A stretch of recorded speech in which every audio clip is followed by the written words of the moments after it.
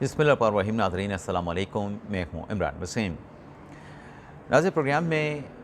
बानी तहरीक इंसाफ इमरान ख़ान और PTI से मुतल्लिक एक बड़ी ख़बर आपके साथ हम शेयर करने जा रहे हैं। ख़बर है एक सियासी जाल की। अब ये सियासी जाल किसके लिए बिछाया गया, किसने बिछाया और उस सियासी जाल का या सियासी चाल का आउटकम क्या निकला है, इस बड़ी ख़बर की डिटेल प्रोग्राम में आपके साथ हम शेयर करेंगे। लेकिन इस ख़बर की तफसीलात पे आने से पहले अदलिया से जुड़ी 3 बड़ी अहम ख़बरें हैं जिनकी तफसीलात से अपने इस व्लॉग का आगाज़ करेंगे। तो प्रोग्राम का आगाज़ करने से पहले आपसे दरख्वास्त के चैनल को सब्सक्राइब कर लें, बेल आइकॉन का बटन प्रेस करें। वीडियो पसंद आए तो इसे लाइक और शेयर ज़रूर कीजिएगा। सबसे पहले नाज़रीन बात कर लेते हैं जो इस्लामाबाद हाई कोर्ट ने 18 दिसंबर को डिवीज़न बेंच ने एक फ़ैसला दिया और उस फैसले में इस्लामाबाद हाई कोर्ट के सीनियर जज जैसे तारिक महमूद जंगरी को जज के ओहदे से नाअहल करार दे दिया गया, डिसक्वालीफाई करार दे दिया गया और वजारत कानून को हुक्म दिया गया कि फ़ौरी तौर पे जैसे तारिक महमूद जंगरी का जो नोटिफिकेशन इस्लामाबाद हाई कोर्ट के बतौर जज जारी किया गया था, उस नोटिफिकेशन को डी नोटिफाई किया जाए। अब हाई कोर्ट के इस हुक्म के बाद वजारत कानून ने रातों रात तारिक महमूद जंगरी साहब को डी नोटिफाई करने का जो नोटिफिकेशन था, सदर पाकिस्तान से मंजूरी लेने के बाद वो नोटिफिकेशन जारी कर दिया गया। लेकिन हाई कोर्ट के इस फैसले के ख़िलाफ़ तारिक महमूद जंगरी साहब ने इस्लामाबाद हाई कोर्ट में अपील दायर करने का, इस्लामाबाद हाई कोर्ट के जज साबिक जज तारिक महमूद जंगरी साहब ने वफाकी आईनी अदालत में अपील दायर करने का फ़ैसला किया था और आज इस बात का इम्कान ज़ाहिर किया गया था कि ये अपील फेडरल कॉन्स्टिट्यूशन कोर्ट में फ़ाइल कर दी जाएगी। मुझे नाज़रीन ज़राए से ये पता चला है कि ये जो अपील दायर करने का मामला है जंगीरी साहब की नाअहली के ख़िलाफ़,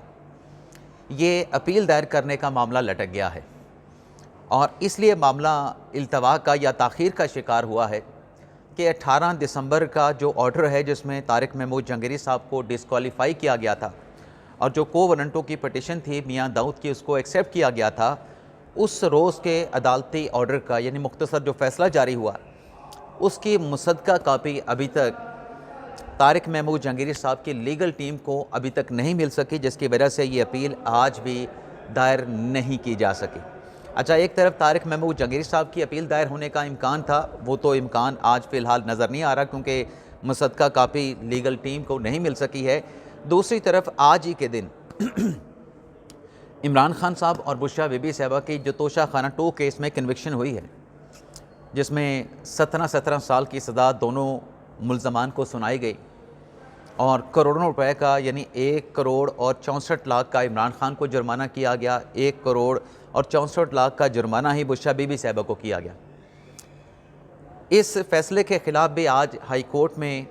इस्लामाबाद हाई कोर्ट में अपील दायर करने का कहा गया था कि आज इमरान खान साहब की लीगल टीम ये अपील इस्लामाबाद हाई कोर्ट में दायर कर देगी सज़ा के ख़िलाफ़। इस वक्त नाज़रीन जब हम ये प्रोग्राम रिकॉर्ड कर रहे हैं, इमरान खान साहब और बुशरा बीबी साहबा के लीगल टीम ने अभी तक इस्लामाबाद हाई कोर्ट को अप्रोच नहीं किया है। अभी तक ये अपील इस्लामाबाद हाई कोर्ट में दायर ना हो सकी है। लेकिन एक अपील जो है, एक बड़ी अहम शख्सियत जिन्हें नवंबर के महीने में कन्विट किया गया था, उन्होंने बहरहाल अपनी अपील जो है वो कोर्ट ऑफ अपील में दायर कर दी है और ये शख्सियत नाज़रीन कोई और नहीं, साबिक DGI हैं और साबिक लेफ्टिनेंट जनरल हैं और मिलिट्री कोर्ट के फ़ैसले के बाद, कोर्ट मार्शल प्रोसीडिंग के फ़ैसले के बाद अब फैज़ हमीद साहब अपने नाम के साथ जनरल भी नहीं लिख सकते। लेकिन ये जो फ़ैसला था फैज़ हमीद के ख़िलाफ़ मिलिट्री कोर्ट का, 14 साल की उनको सज़ा सुनाई गई, इस फ़ैसले के ख़िलाफ़ आज की ख़बर ये है, सोशल मीडिया की ख़बर ये है कि जो लीगल टीम है जनाब फैज़ हमीद साहब की, मियाँ इशफ़ाक़ अली साहब, उन्होंने ये अपील कोर्ट ऑफ अपील में दायर कर दी है। यानी जो अफवाज पाकिस्तान के अंदर मिलिट्री कोर्ट के फ़ैसले के ख़िलाफ़ जो राइट ऑफ अपील दिया गया है, एडजुटेंट जनरल की जो ब्रांच है,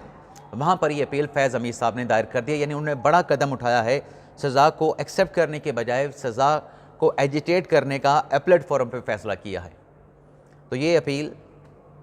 जो एडजुटेंट ब्रांच है, जनरल की ब्रांच है, वहाँ पे अपील जो है वो फ़ाइल कर दी गई है। अब नाज़रीन अपील की हमने बात की,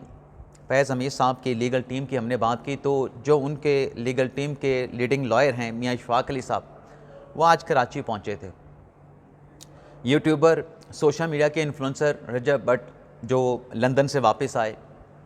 उनको डिपोर्ट किया गया, उनका वीज़ा मनसूख हुआ, जो भी जैसे हुआ वो पाकिस्तान वापस आए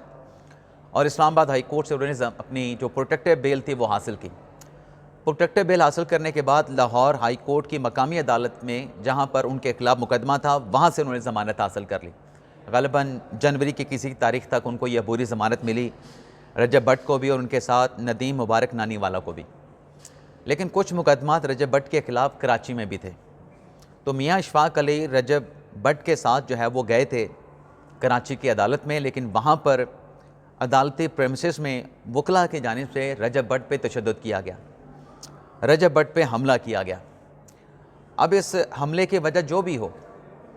वकला हज़ात की तरफ से एक शख्स जो कि कानून के सामने, अदालत के सामने सरेंडर करने के लिए गया था, और वकला जो कि कानून की हुक्मरानी और आइन की बालादस्ती की बात करते हैं और ये दावा करते हैं कि हमारी जो जद्दोजहद है वो कानून की हुक्मरानी और आइन की बालादस्ती के लिए है। अगर रजब भट्ट के ऊपर कोई इल्ज़ाम भी है, पहले तो वो अदालत के सामने जा रहे थे सरेंडर करने के लिए, ज़मानत के लिए, फ़ैसला अदालत ने करना था, लेकिन वकला की जानिब से जिस अंदाज से ये हमला करके रजब भट्ट को तशद्दुद का निशाना बनाया गया, उन पे हमला किया गया, उनको ज़ख्मी किया गया,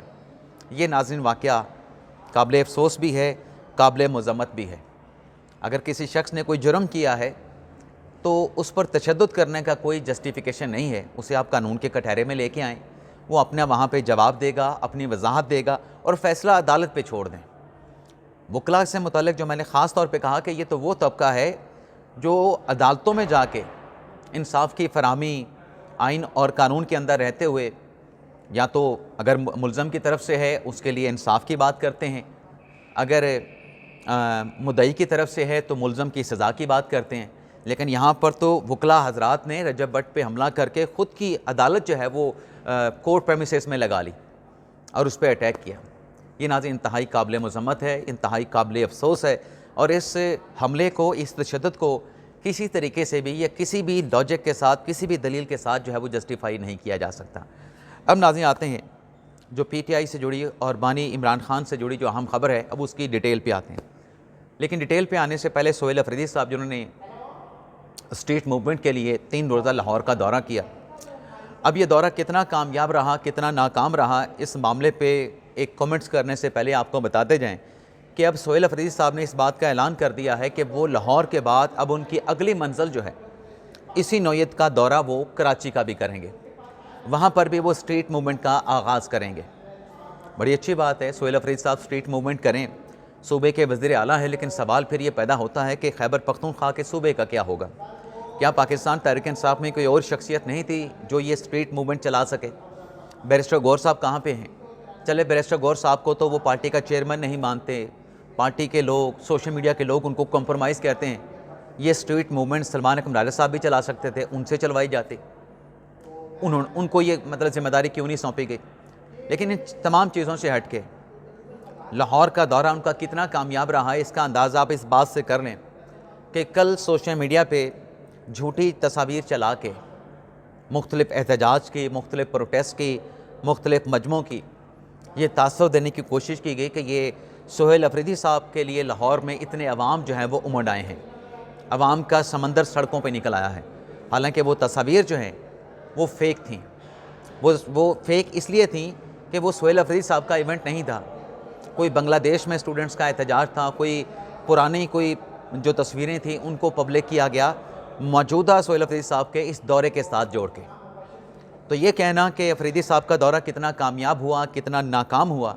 इसका अंदाज़ा आप इस बात से लगा सकते हैं, इस बात का फ़ैसला आप इस दलील के साथ या इस नुक्ते पे कर सकते हैं कि जब झूठ का सहारा लेना पड़ गया, झूठी तस्वीरों का सहारा लेना पड़ गया, तो फिर आप ख़ुद फ़ैसला कर लें कि ये दौरा जनाब सोहेल अफरीदी साहब का स्ट्रीट मूवमेंट की जो उनकी पहली अटैम्प्ट थी कितनी कामयाब हुई और कितनी नाकाम हुई। अब आप देखें, जो मैंने कहा कि ये फ़ेक न्यूज़ फैलाई गई, झूठा प्रोपेगेंडा किया गया अफरीदी साहब के दौरे के हवाले से कि अवाम बड़ी तादाद में उमड़ आए हैं, सड़कों पे निकल आए हैं, यही चीज़ जो है वो इमरान खान साहब से मुतल्लिक़ भी की जाती है। पूरा एक सियासी जाल बिछाया जाता है सोशल मीडिया पे और पाकिस्तान के इदारों को पूरी दुनिया में बदनाम किया जाता है ये कह के कि इमरान खान साहब जो हैं वो अडयाला जेल में उनको कैद तन्हाई में रखा गया है। इमरान खान साहब को जो है वो 6-8 का जो है वो सेल दिया गया है या 8x12 का सेल दिया गया है। एक छोटी सी कोठड़ी में इमरान खान साहब को रखा गया है। अब तो एक और ऐसे शख्स की, नामवर शख्स की गवाही आई है जिसने इस सारे झूठ का, इस सियासी जाल या सियासी चाल का जो कि इमरान खान के लिए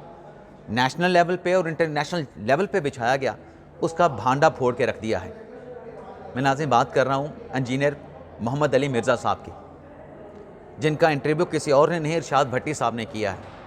और उस इंटरव्यू में इंजीनियर मोहम्मद अली मिर्ज़ा ने बड़ी डिटेल के साथ ये बताया, एक एक नुक्ता बताया, एक एक पॉइंट बताया कि इमरान खान साहब को अडयाला जेल में 6 चक्कियों वाला सेल मिला हुआ है, यानी 6 कमरों का सेल या 6 चक्कियों वाला उनको पूरा एक अहाता इमरान खान साहब को दिया गया है, जिसमें ओपन एरिया भी है, 20x50 का ओपन एरिया भी है, जहाँ पे इमरान खान साहब सुबह 9 बजे निकलते हैं, उस ओपन एरिया में बैठते हैं और वहाँ पे बैठ के नाश्ता करते हैं। ये इरशाद भट्टी साहब के सवालात पे इंजीनियर मोहम्मद अली मिर्ज़ा ने बताया कि 9 बजे तो वो नाश्ता करते हैं, मुशक्ति उनको नाश्ता बना के देता है। 3 बजे इमरान खान साहब शाम का खाना भी खा लेते हैं। और जो ये कहते हैं ना कि इमरान खान साहब को वहाँ पे